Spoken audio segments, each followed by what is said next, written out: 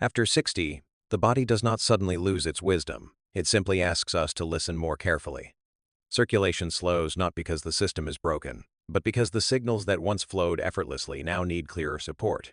When blood flow to the legs feels reduced, it is not a failure of age, but a message. And sometimes, the most powerful response is not a pill or a machine, but a simple, intentional drink that speaks directly to the biology of the blood vessels within hours, not years. After the age of 60, changes in leg circulation are rarely sudden breakdowns.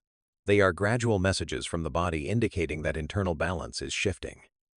Blood vessels remain responsive, but they become more sensitive to hydration levels, inflammatory signals, and metabolic stress. When circulation slows, it often reflects increased resistance within the vessel walls rather than a loss of capacity to move blood. This resistance can develop quietly as fluid balance changes, endothelial signaling becomes less efficient, or low-grade inflammation persists. The body uses sensations like heaviness, coolness, or stiffness in the legs as early indicators, not as signs of irreversible damage. These signals invite attention rather than alarm. When the underlying conditions are addressed, circulation often improves more readily than expected.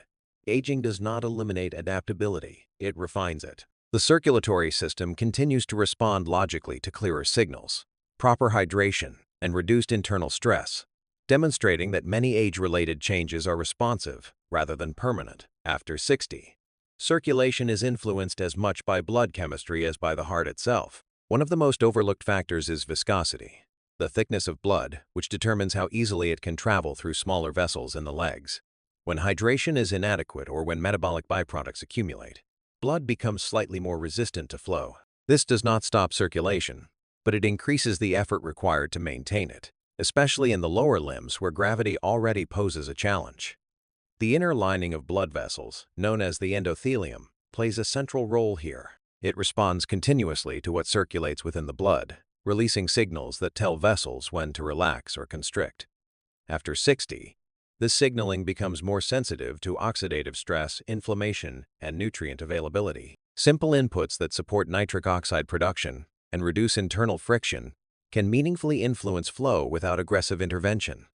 When blood moves with less resistance, oxygen delivery improves, waste products are cleared more efficiently, and tissues experience less fatigue. The legs often respond first to these improvements because they are most affected by circulatory inefficiencies, making them a reliable indicator of internal balance rather than a separate problem to be treated in isolation. What is often misunderstood about improving blood flow is the role of timing and consistency rather than intensity. The body responds quickly to supportive signals when they are delivered in a form it can easily recognize and use. Certain fluids and nutrients, when consumed on an empty or lightly fed system, are absorbed more efficiently and begin influencing vascular behavior within hours. This is not because they act like medication, but because they reduce immediate barriers to circulation such as mild dehydration, endothelial stiffness, and oxidative load. In the aging body, even small improvements in vessel relaxation can noticeably change how the legs feel during standing or walking. Warmth returns more easily. Heaviness diminishes and movement feels less effortful.